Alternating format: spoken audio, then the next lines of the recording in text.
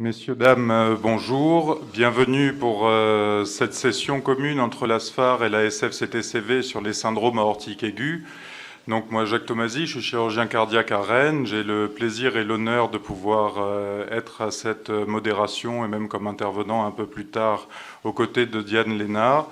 On voit bien que les syndromes aortiques, là c'est une vraie joie, on se faisait la réflexion, ça rassemble du monde. C'est vraiment des pathologies qui sont, on ne peut pas faire beaucoup plus multidisciplinaires et transversales que ces éléments-là.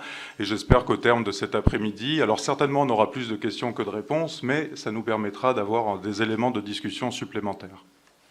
Alors, pour commencer cette belle session, on va donner la parole à Nicolas Nessler de Rennes, qui va nous parler d'épidémiologie et des modalités du diagnostic des syndromes aortiques. Ça fonctionne.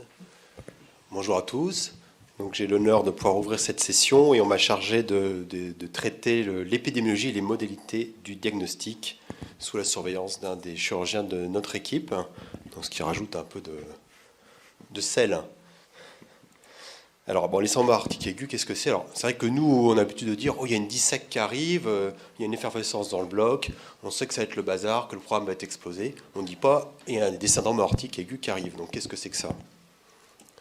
Alors, on pourrait les dire que ce qui les rassemble, c'est syndrome aortique, c'est la douleur aortique. On va voir plus tard que la douleur aortique, c'est aussi quelque chose d'un peu nébuleux.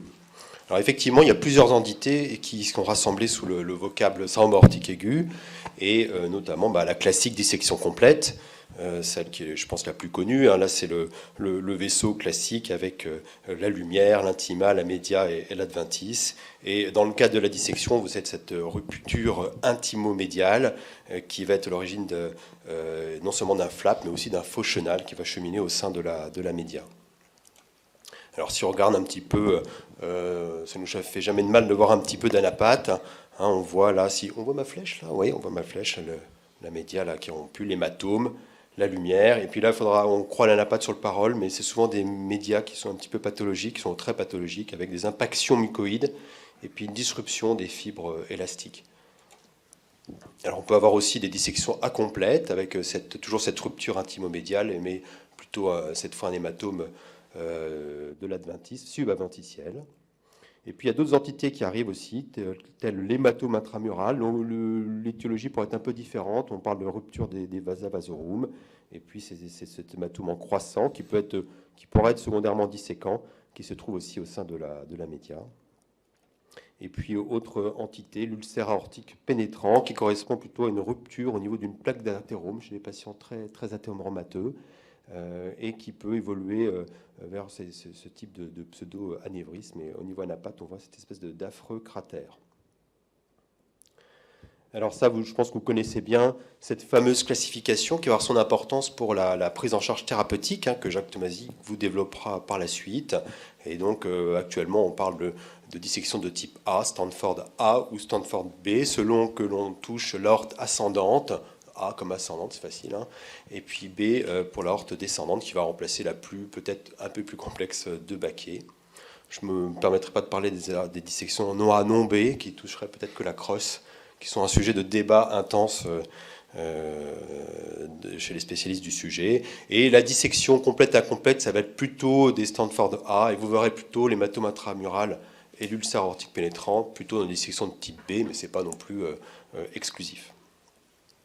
Alors pour faire une dissection, il vous faut à la fois un stress pariétal et des anomalies de la média, où parfois seul un stress pariétal peut suffire, et au premier rang desquels l'hypertension artérielle. Donc souvent des patients hypertendus. Vous avez d'autres facteurs, la consommation de psychostimulants, la cocaïne, mais ça peut être d'autres. Un peu plus peut-être anecdotique, mais des patients porteurs du faux chromocytome, mais là on est toujours dans l'hypertension. Le trauma aussi, mais là, je pense que c'est un autre sujet.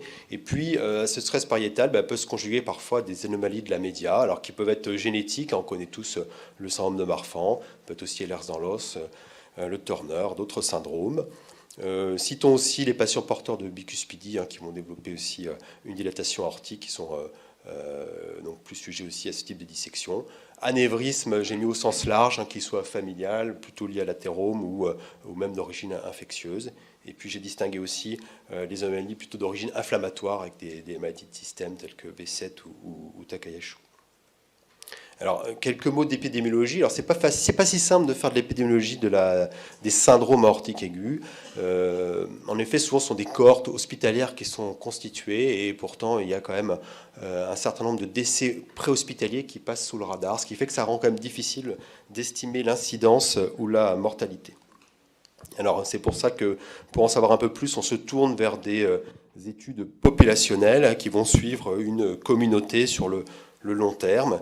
Et par exemple, là, sont cités régulièrement, parce qu'il n'y en a pas à avoir beaucoup, pour la dissection aortique, des communautés anglaises ou suédoises. Et on estime à 6 à 7,2 par 100 000 par an ce type de syndrome aortique, dissection aortique, pardon.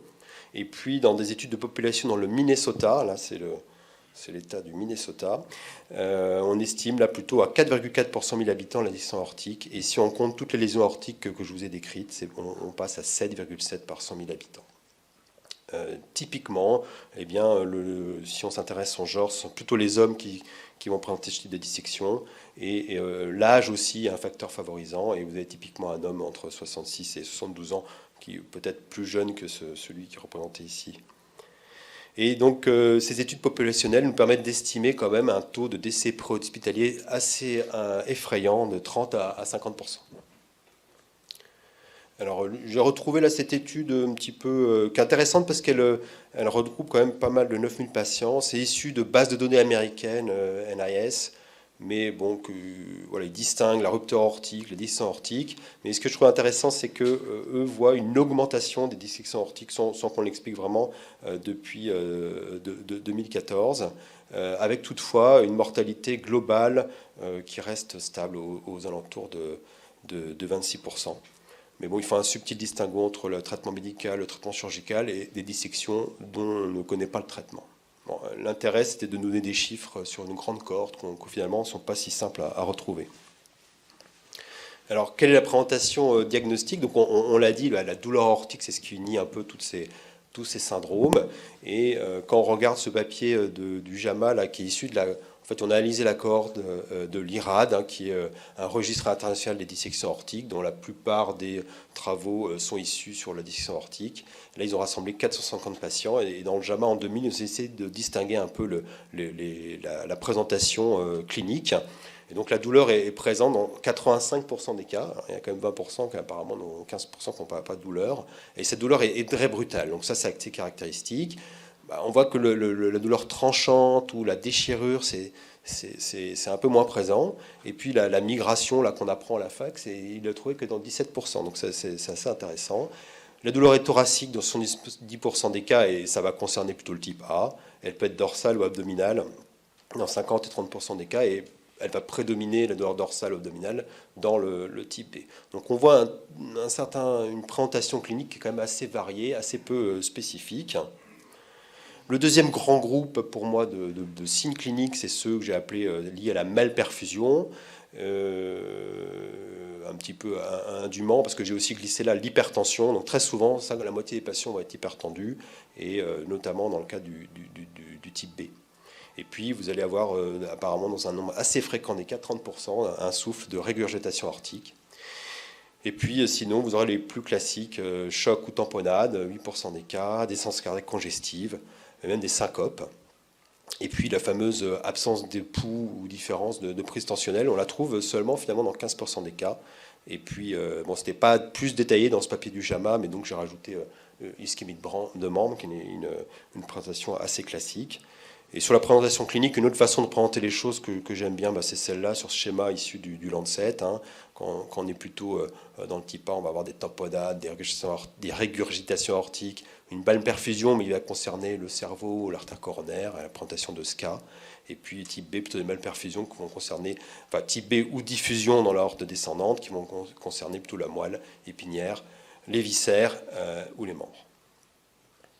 Alors, bon, c'est vrai que ces signes, du coup, qui sont assez peu spécifiques, vont rendre le diagnostic plutôt malaisé, et on estime que la dissection aortique ou les syndromes aortiques pourraient entrer 1 sur 10 000 passages aux urgences aux USA, ce qui fait que ces urgentistes ne vont finalement pas la rencontrer si souvent que ça, et donc peut-être pas y penser vraiment. C'est pourquoi, pour nous aider, en 2010, l'American Heart Association a proposé un score, le score AAD. Donc eux, ils proposent de regarder, est-ce que vous êtes un patient à risque, Marfan, une histoire de familiale aortique, une pathologie de valve aortique, on vous a manipulé l'aorte récemment, ou vous êtes connu pour un anévrisme, les caractéristiques de la douleur qu'on a revues là à l'instant, et puis les données de l'examen concernant le déficit en pulsatile ou les signes de malperfusion, de choc ou de régurgitation aortique. Et si vous avez au moins 2 critères parmi l'ensemble de ces critères proposés, donc 2 ou 3, il y a peut-être de grandes chances que vous ayez une dissection aortique et ça vaut le coup de vous faire un scanner. Et dans leur cohorte là, de 2538 patients, il y en a 59% qui avaient un score supérieur à 1. Donc une petite aide, mais bon, on voit quand même que 36% avaient un score à 1 et 4% dans leur cohorte avaient seulement un score à 0. Donc ça peut aider dans le diagnostic, mais ça ne fait pas tout. Et en plus, dans ces différents critères qui vous proposez, l'hypertension n'apparaissait pas du tout, alors que c'est un élément majeur. Et effectivement, si on reprend cette cohorte de Berlin, de l'hôpital de la Charité, qui rassemblait 350 dissections aortiques, eh bien, le diagnostic initial erroné est très fréquent. Et chez eux, il était de 78%. C'est-à-dire que c'était premier contact médical. Parce que sur d'autres séries où le patient arrive aux urgences, avec peut-être des urgentistes plus chevronnés, où on passait plutôt à 19 ou 35% de diagnostic erroné. Et la première confusion se fait très souvent avec le syndrome coronaire aigu. Donc c'est typiquement le patient qui arrive au bloc opératoire avec tous ces antiagrégants, anticoagulants, que vous connaissez sans doute. Et ça avait un impact quand même sur la prise en charge parce que l'arrivée au bloc opératoire, à l'incision, il y avait une différence, il y avait à peu près entre 5 et 6 heures si le diagnostic était bon tout de suite, et puis on passait entre 8 et 9 heures si le diagnostic était erroné. Il y a des très vieilles études qui reposent sur je ne sais pas trop quoi, qui ne sont pas très très claires, mais qui disent 1 heure de retard, 1% de mortalité supplémentaire. Mais quand j'essaie de les relire, de me plonger dedans, ce n'était pas clair sur la méthodologie. Mais c'est un classique que les gens ont en tête. Et donc, quand dans cette cohorte, on appliquait le score AAD, eh bien, on pouvait redresser le diagnostic pour 109 patients, parce qu'il y a 109 patients qui avaient un score à 2 et 3. Donc, finalement, pas un score super performant, mais qui peut être utile. En fait, il s'agit surtout de faire une belle anamnèse et un bel examen clinique. Alors, une équipe espagnole donc, a essayé de nous aider un peu plus. Ils disent, une fois que vous avez fait cette évaluation clinique, que vous avez fait le score AAD, voilà, vous allez faire sans doute, vous aurez un ECG, une radio, et puis des biomarqueurs. Alors c'est vrai, si le ECG n'est pas modifié du tout, et que les troponines sont normales, et que vous avez des démers élevés, là il y a quand même une forte suspicion, vous pouvez faire un scan. Et je nuancerai ça un petit peu en disant que des troponines élevées, un ECG modifié, excluront pas du tout le diagnostic. En cas de dissection coronaire, d'insuffisance aortique, d'hypotension sévère, vous pouvez avoir des anomalies ECG. Pour la radio, la plupart des séries nous montrent que vous n'avez pas de signe dans 50% des cas. Enfin, vous avez 50% des cas, vous pouvez avoir un élargissement du médiastin. Donc c'est utile quand même toujours de faire la radio. Concernant le biomarqueur, c'est vrai que moi, des dimères, comme ça ne me venait pas. Peut-être c'est votre pratique, mais moi, des dimères à dissection aortique, ça ne me parlait pas vraiment.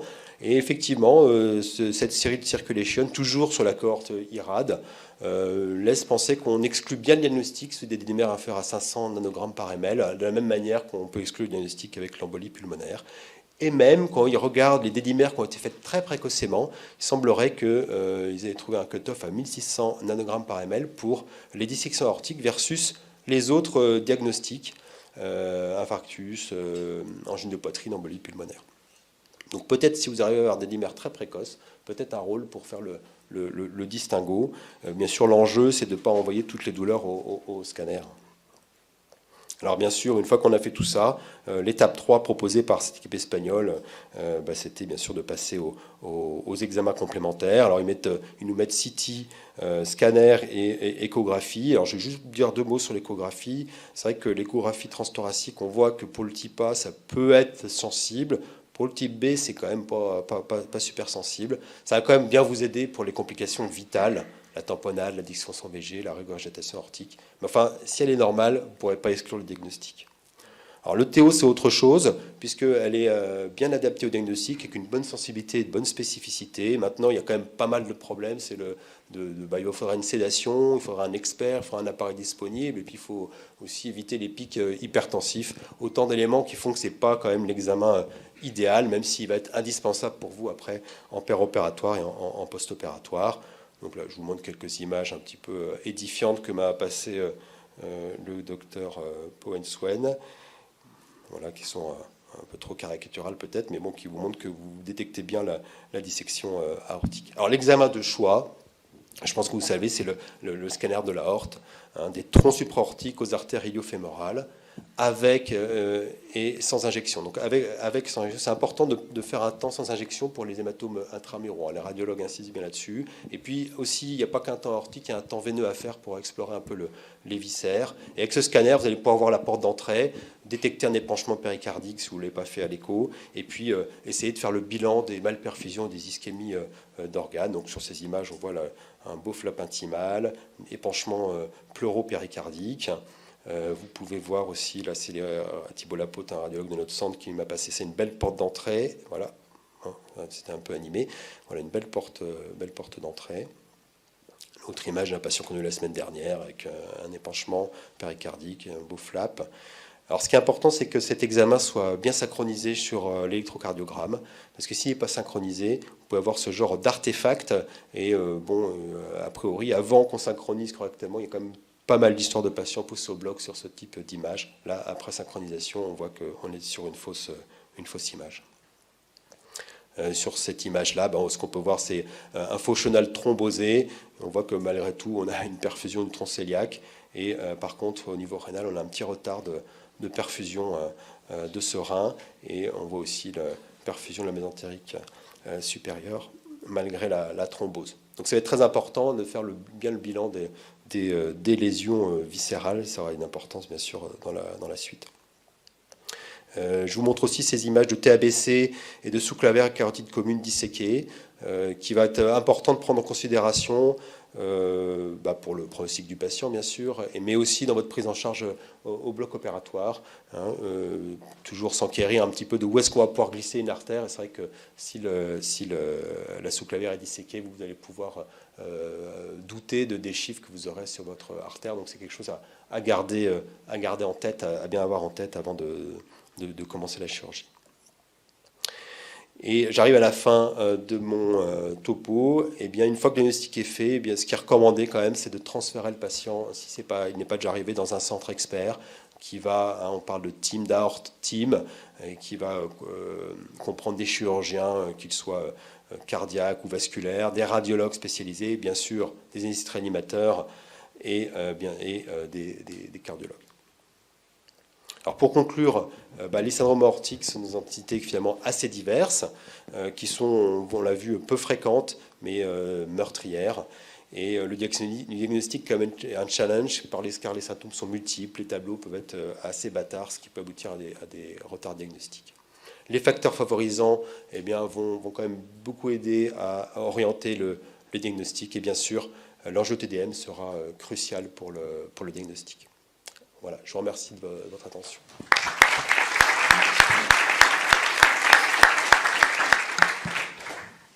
Merci pour cet exposé.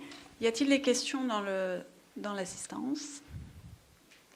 Alors moi j'en ai une, parce que on a tous vécu, je pense, 2 cas de figure un peu particuliers. Le premier, c'est le malade qui tamponne, qui est hyper instable, pour lequel il y a une forte suspicion de dissection aortique, mais qui n'a pas eu le temps d'arriver au scanner, et pour lequel les recommandations actuelles, même si elles datent de 2014, c'est écho-TO puis bloc opératoire, ce qui est très compliqué à la fois pour nous et pour les chirurgiens dans l'établissement de la stratégie qu'on va avoir, et savoir comment vous faites, parce que nous, on pousse jusqu'au scanner, avec des fois des événements dramatiques qui arrivent.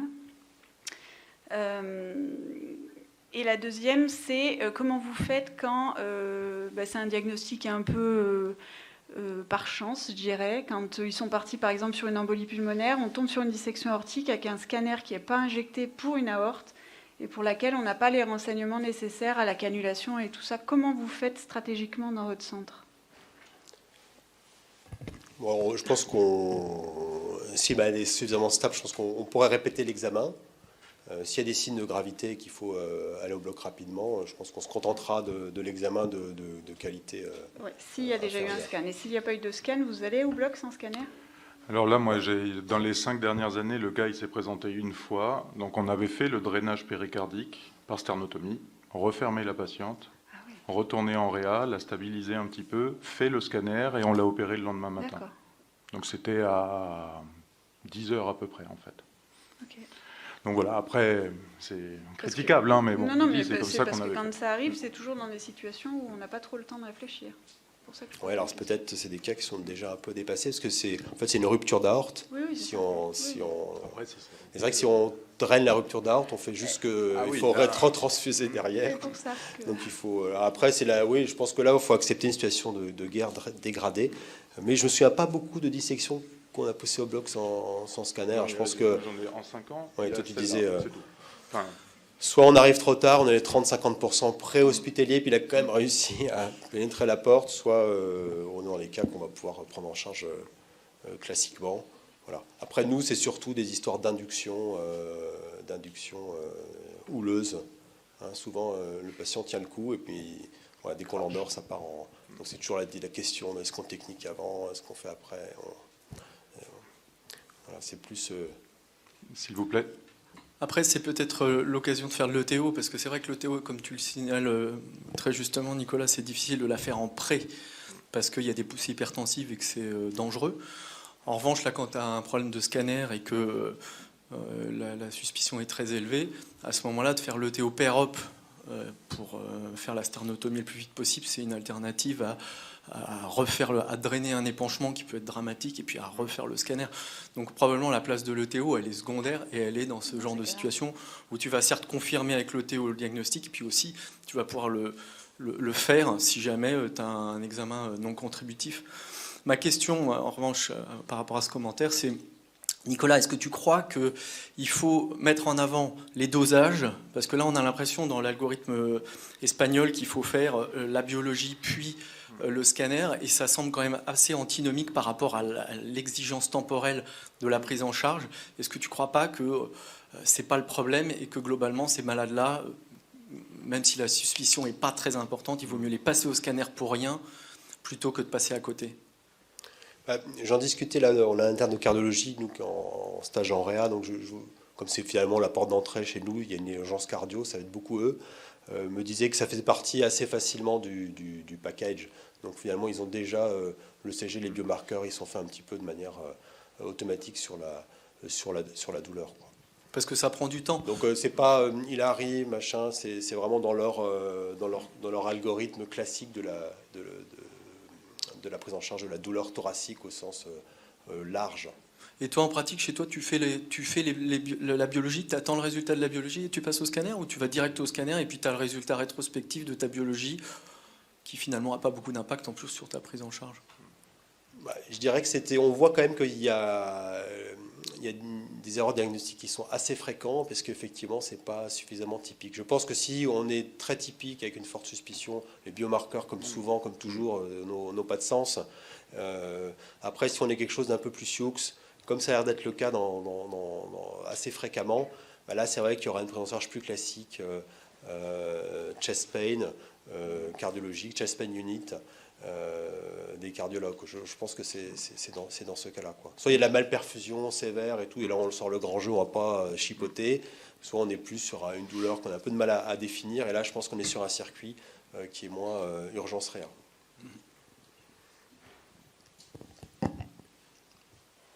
Est-ce qu'il y a d'autres questions? Nicolas, moi je voulais juste te poser une dernière question sur le truc qu'on redoute tous. C'est lorsqu'il y a justement la double anti-agrégation de l'espace, le patient qui s'est présenté d'abord avec un syndrome coronarien aigu, qui a été chargé à mort et qui se prend la CEC, l'arrêt circulatoire et tout le bazar. Qu'est-ce qu'on peut faire de mieux? Là, on est un peu foutu, mais ce qui est important, c'est de... Nous, là, ce qu'on a développé depuis quelques années, c'est les tests viscoélastiques, donc qui permet quand même de monitorer vraiment au plus près, en paire opératoire, en paire CEC, les besoins en produits de transfusion sanguine. Mais oui, je pense que c'est très casse-pied. Il y a aussi une autre stratégie, si je peux me permettre. Nous, c'est ce qu'on a mis en place dans le département, c'est que comme les centres de coraux sont très proches, quand il y a une très forte suspicion clinique, ils ne chargent pas et on passe au scanner pour être sûr, même s'ils ont un SCA. Et ça nous a permis d'éviter des situations dramatiques, parce qu'au début, on faisait Soubrilic ou Effiante, et c'était... Oui, alors, il y a une tendance quand même à moins charger, effectivement, ils chargent moins qu'avant, au parce que SAMU. les Et puis, il y a un cardiologues- contact, même avec la technologie, ils peuvent envoyer facilement le CG chez nous à Rennes, et souvent à l'accueil cardiologique. Et donc, il y a une communication Ça qui est permet, on plus évite. forte. Et donc, je pense qu'on... on en Mais évite. bon, comme ils viennent de tout le département et plus largement, des fois, les prises en charge ne sont pas forcément unicistes. Mais pour ce qui est du bassin rennais, on est plus sur ce que tu décris, quoi. S'il vous plaît. Vous l'avez dit, il y a des patients qui se présentent sous forme d'AVC, il y a des dissections des PSA. Est-ce que ça peut être du coup un frein pour aller les opérer, parce que dans la CEC, il faut épargner, on dit qu'il peut y avoir un remaniement hémorragique et bon, c'est trop tard, il ne faut peut-être pas l'opérer. C'est quoi votre stratégie? Est-ce que vous prenez le temps de faire une IRM cérébrale pour voir l'ischémie en lien avec l'AVC, si c'est juste un flash, si c'est juste hémodynamique ou s'il y a une vraie ischémie cérébrale? Ou est-ce que vous prenez le risque du remaniement hémorragique avec la CEC? Voilà, c'est clair que c'est un gros frein. Après, ça va être vraiment au cas par cas. Je crois que c'est difficile de définir une stratégie initiale unique. Et l'intensité, évidemment, de l'AVC va jouer énormément, parce que s'il y a tout un hémisphère qui est ischémié, là, ça va être sans doute la fin de la partie. Après, s'il n'y a pas trop de lésions au scanner, peut-être qu'on peut se permettre d'y aller. Il y a l'âge aussi qui va rentrer en compte. Donc c'est vrai que je pense que ça va être vraiment au cas par cas. Moi, je me rappelle d'un cas l'année dernière où vraiment ils ont pas fait la procédure, ils ont voulu aller vraiment documenter avant de se lancer. Mais ça peut être critiquable aussi. Je pense que c'est pas mal quand même de savoir de quoi on part, parce qu'il y a quand même de l'arrêt circulatoire, de la cérébroperfusion, qui, même si on a le cerveau qui semble indemne, ne sera pas non plus anodin, et de l'hypothermie, etc. Encore que ça peut peut-être protéger. Et